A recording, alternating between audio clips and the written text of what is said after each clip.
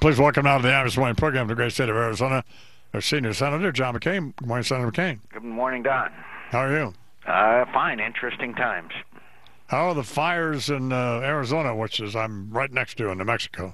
Yeah, and it's terrible. John Kyle and I and Congressman Flake and Gosar Saturday were up there, and it's hard to believe the size of these. Particularly the Wallow Fire, which is the largest in the history of our state. And by the way, I was briefed by the Forest Service about the fact that illegal immigrants sometimes start these fires, and so that has created another fire. And the fact is that there's numerous articles, including one out of the Los Angeles Times in June, that says that authorities said they're still trying to find out who's part of the illegal immigrants had called Mexican officials and advised them they'd been lost, were stranded, going to light a signal fire, then testimony before the Congress that the forest fire said large numbers of warming and cooking fires built and abandoned by cross-border violators have caused wildfires that have destroyed valuable natural and cultural resources. That was testimony of Forest Service supervisor. I could give you plenty of that. That's why I'm surprised that anyone should be surprised that people have been doing this for some period of time. And by the way, I'm sure you've seen down on the border the trash and the destruction of the wildlife of our wildlife refuges because of people crossing and creating trails and destroying the desert, which, as you know, is very fragile. Well, all of that is obviously true, but that doesn't necessarily mean that they started this fire, does it? No, and I never believed that they did. I never said that they did. I said some fires are caused by the, according to the Forest Service and other information, including published reports, that some fires are caused by people crossing the border illegally. See, that's the problem with the news media, because we get reports that say, that quote you as saying, that the wildfires were caused by illegal aliens, when that's not what you said at all. No, when I said some of these fires, just as the Forest Service has said and testified, some of these fires are caused by people who crossing our border illegally, who are either trying to get warm or signal to others or distract the Border Patrol. And by the way, they also testified that down there, the Forest Service people have to be escorted by Border Patrol people, also because of the seriousness of the security situation. So. We have a fire here in New Mexico in the Santa Fe National Forest that's completely out of control, and we don't have any idea who started this fire either. So. 19 to Leon, talking with Senator John McCain here in the IMUS Morning Program. Well, let me ask you a question and see if I can. It's remarkable because I said, and it's on the video, yeah. It's been taped, some of these fires. And okay. I did not say the Wallow. Let me ask fire. You a question now, only to see if I can pronounce isolationist, which I was talking with K.T. McFarland last hour, and I couldn't say isolationist. However, I have trouble with words. It comes in our declining years, Don. Is this true? Well, Did you say that that contained in the rhetoric of the candidates at this last Republican debate that you detected an isolationist strain? More than a strain. Isolationism ran through the entire debate. Comments like "get out of Libya." Do you know that Gaddafi was at the gates of Benghazi with tanks and armored vehicles, a city of 700,000 people, and announced that he was going to go in and go house to house, his words, and kill anybody that had resisted him? Well, and we brought our air power in, and regrettably we didn't keep our air power in, but we brought our air power in and stopped would have been another Srebrenica. There would have been a slaughter of thousands of innocent people. Our interests are our values, and to say that we should have just not taken an action to prevent the massacre of thousands of people when we have the ability to do so, which we clearly did with air power in a terrain like that. That's isolationism, my friend, and Gaddafi will go.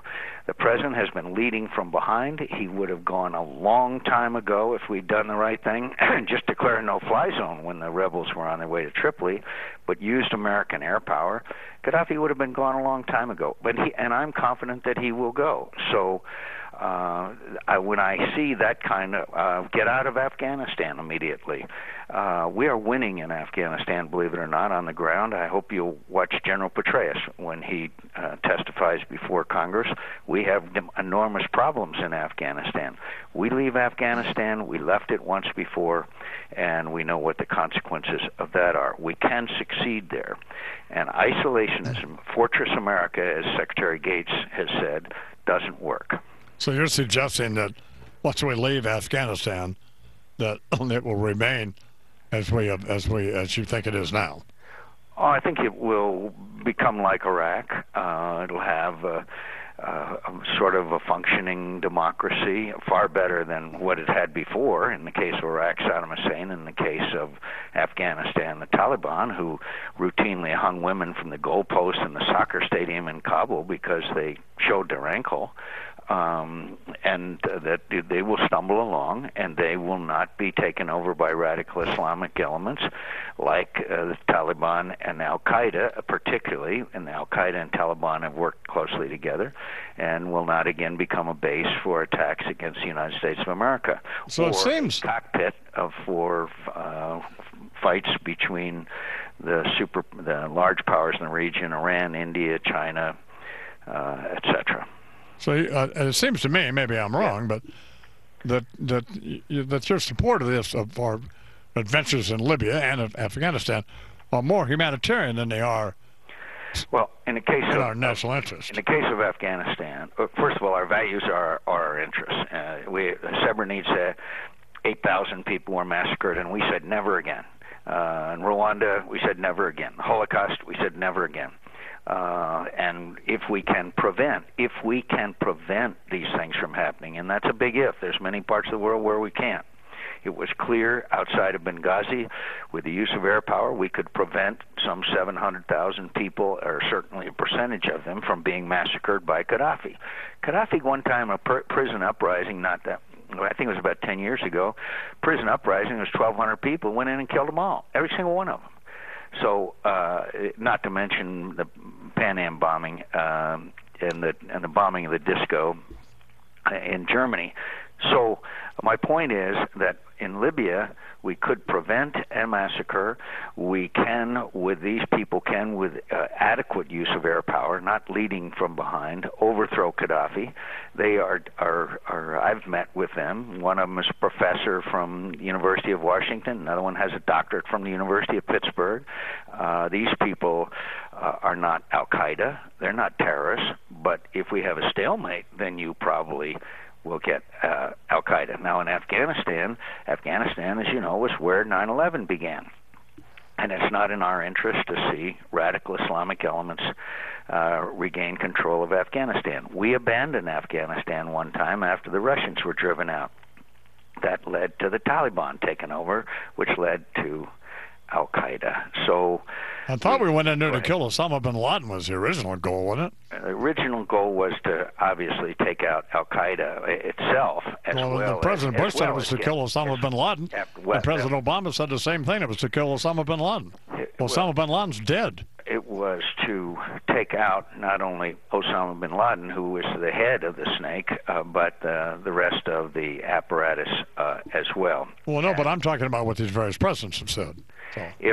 If the Taliban succeed and we leave, and they take over Afghanistan and we leave, you will see a return of Al-Qaeda as well because of the connections between Taliban and Al-Qaeda. Quickly, back to these Republican candidates. I like Mitt Romney. Do you like him?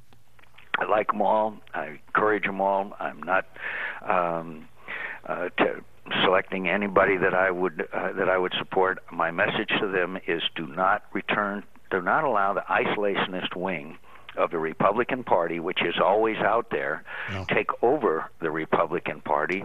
We are the world's #1 superpower. We don't want to act unless we have to, but there are times where our interests are our values and our national security is threatened outside of the shores of the United States of America. Do you think I'm misguided in my support of Romney?